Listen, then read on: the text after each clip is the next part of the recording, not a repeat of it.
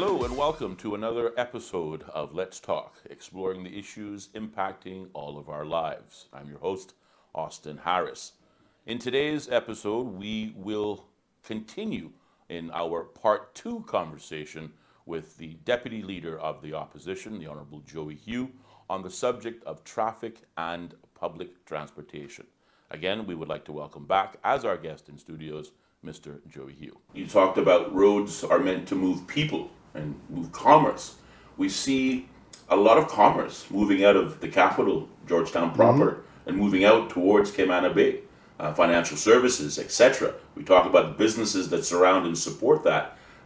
All of these things will come to, a bottleneck if we stop one part of this plan that will therefore affect the whole.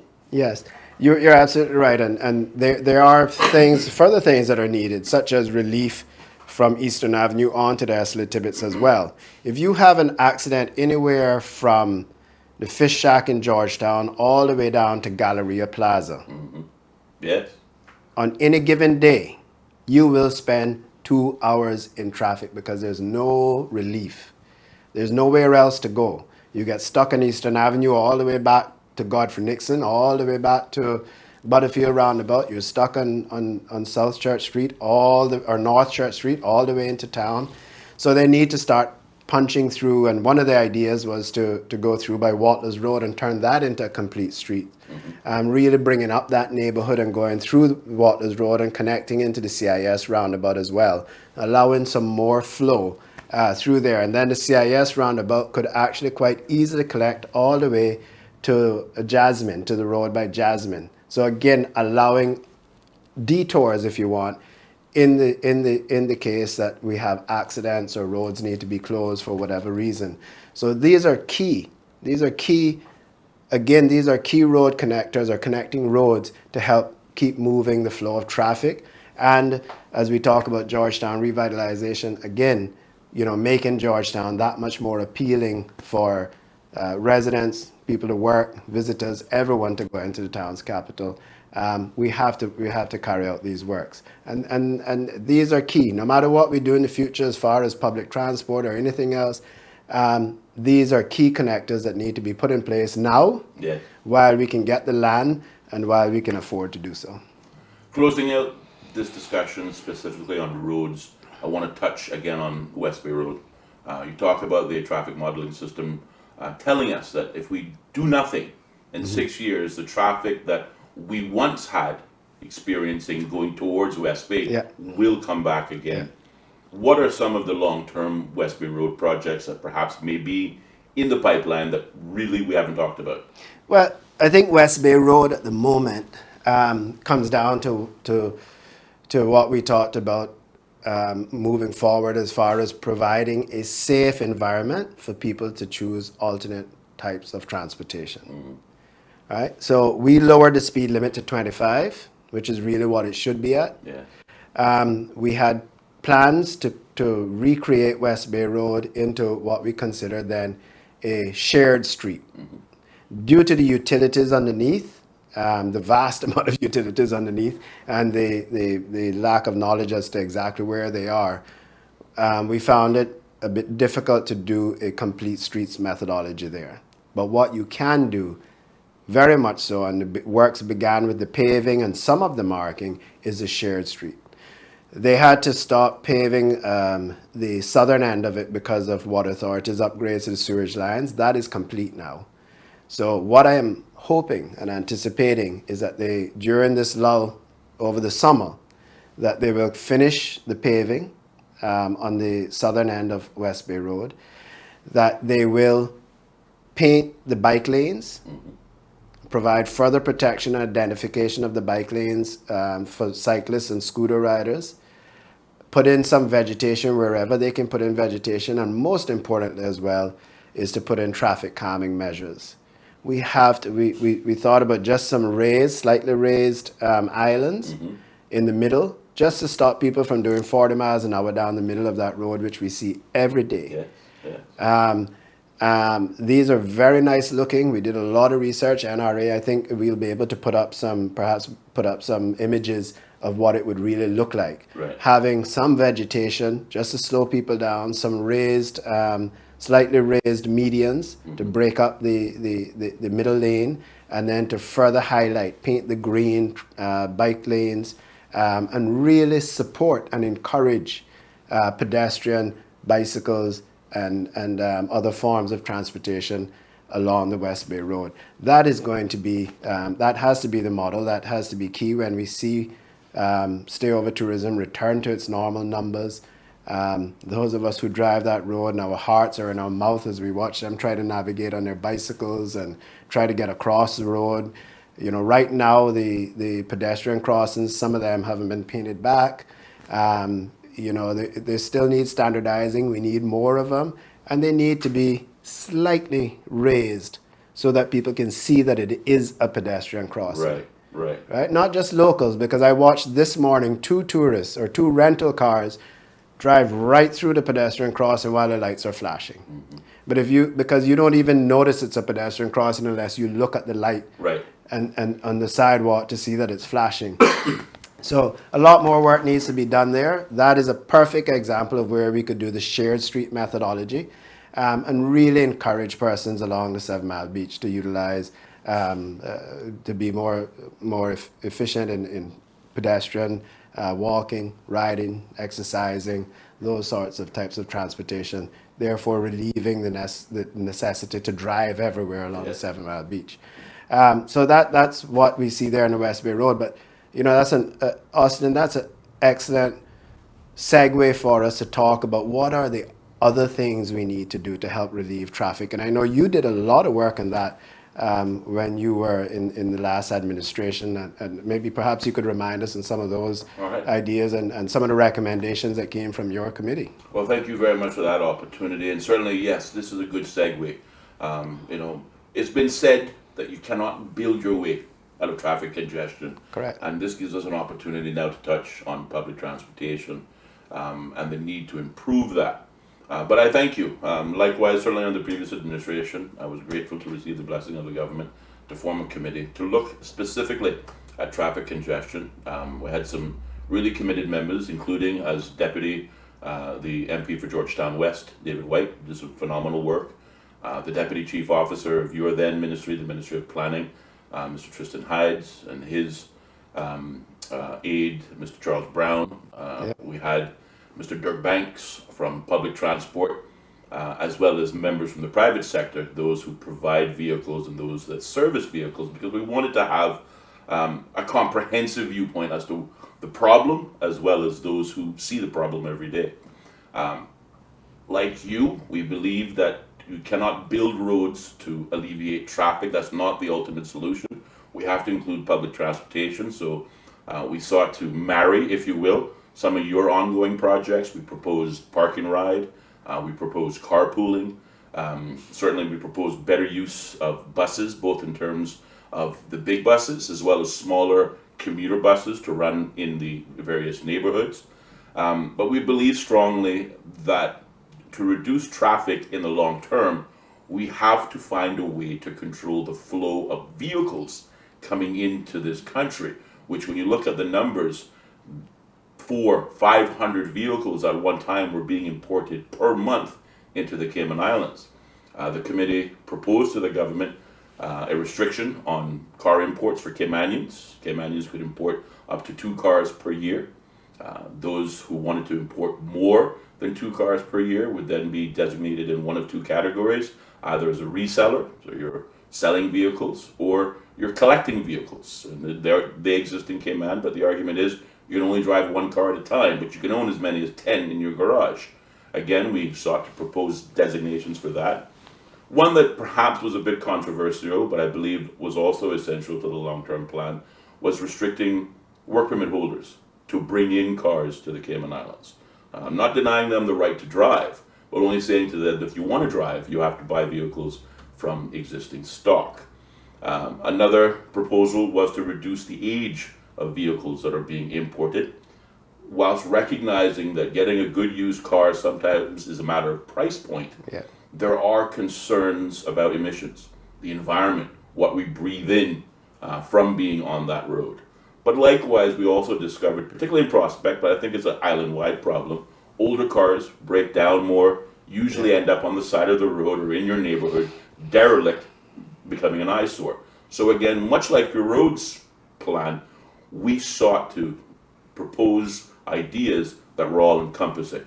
Yeah. I'm grateful again to the work of that committee. I was proud to be a part of it. We completed our recommendations by the end of 2019, and we're ready to obviously roll them out in 2020, but COVID had other plans. Absolutely. But I was encouraged by the President administration shortly after the last election. They were interested in these proposals. They reached out and said, can we talk about it? Absolutely happy to help and improve the country's present situation. But like other things, we've gone a bit silent on that. But I'm hoping that will be picked up as well.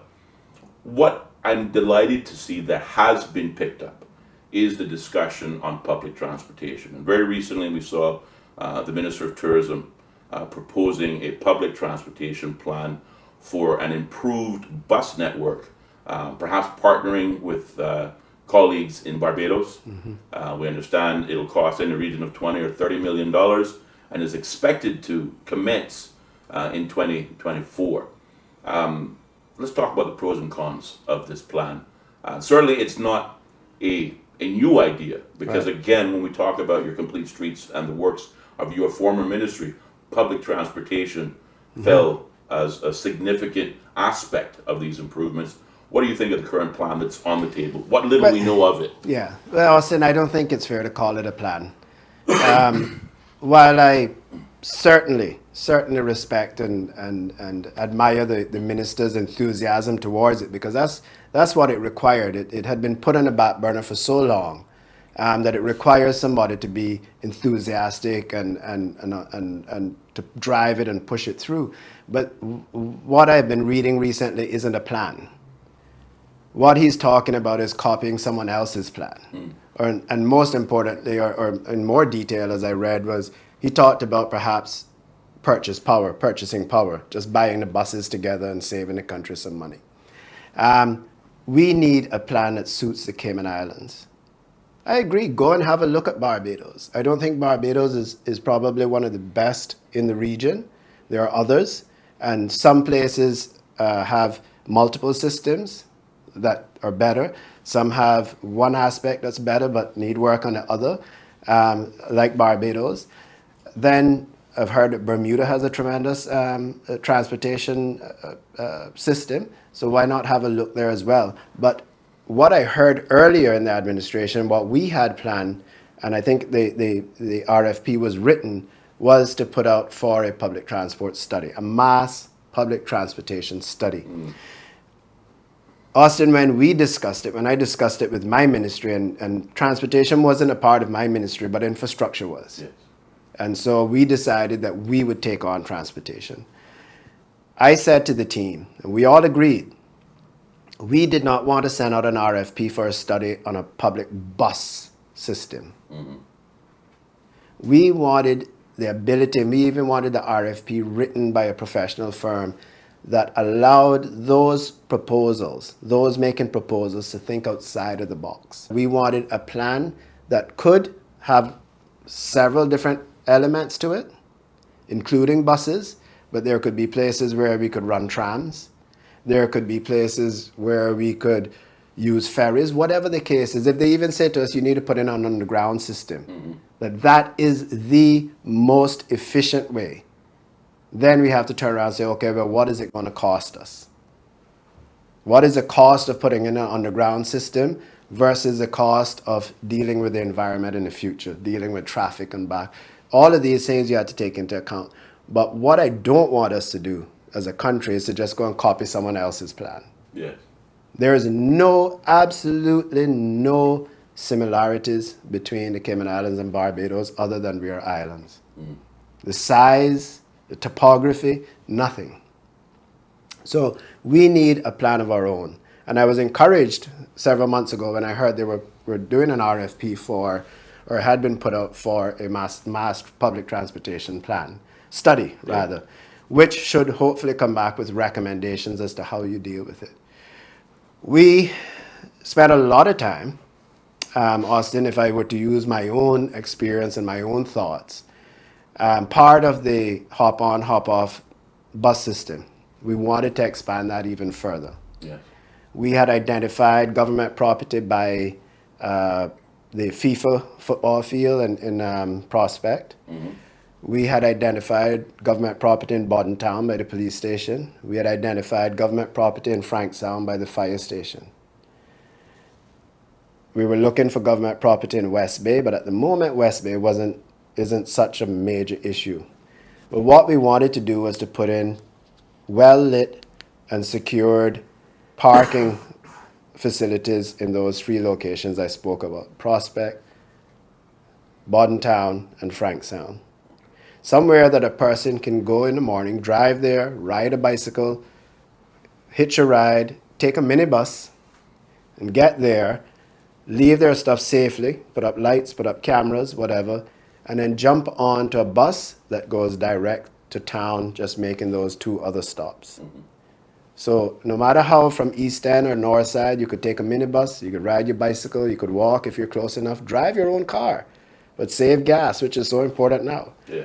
And jump onto a bus that will stop in Town and pick up people, a nice big comfortable bus, which we were going to use the tour buses that weren't being used at the time, stop in Prospect and pick up people, and then drop you in town behind immigration, where you can then get on to the hop on, hop off bus, get to your office, to your place of work, to your place of business without being covered in sweat or having the rain pour down on you, etc.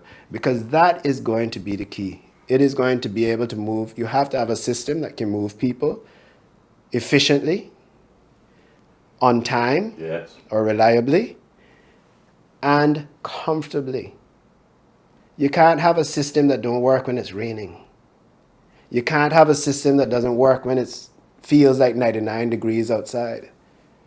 You have to have a system that can work all the time. And a system that works 24 hours a day. And works 24 hours a day. May or may not be needed at time, but certainly it has to be reliable. You have to know that I have worked so hard to get my dream job, and the government will not allow me to buy a car or import a car, or perhaps I just can't simply afford a car. And then to have my bus system get me to work late, because they're supposed to be there at 9, they showed up at 9:30, and I lose my dream job. We can't afford that to happen. Agreed. Or I can't show up to my first day of work at my dream job covered in sweat because I stood out on the road for 35 minutes in a 99 degree, feels like 99 degree heat and humidity, waiting on a bus that should have come 30 minutes ago.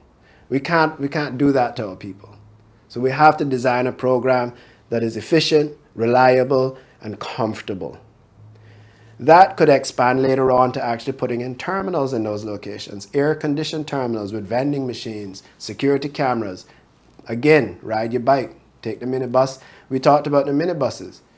If we ran a system like that, we could actually use the minibuses within the districts. Go back to where the omnibus or the minibuses are ran by Caymanians only.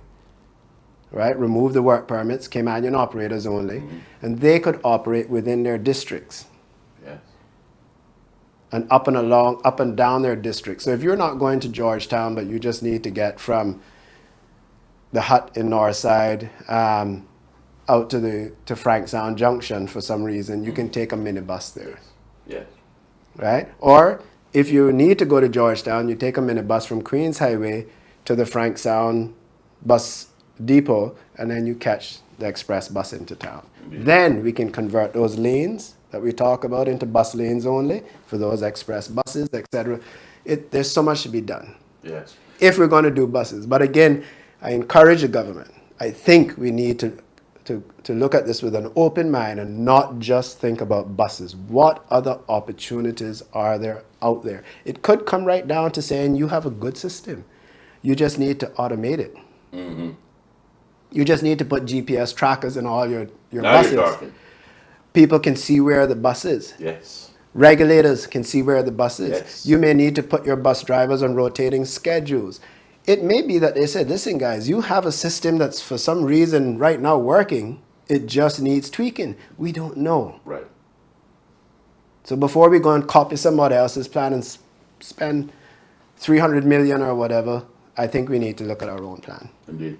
Well, Mr. Hew, certainly you've thought about this topic quite comprehensively. You spent 4 years as minister responsible for that infrastructure.